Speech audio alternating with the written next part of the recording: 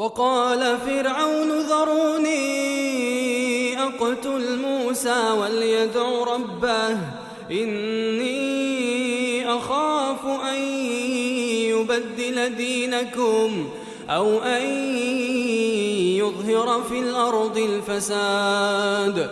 وقال موسى إني عذت بربي وربكم من كل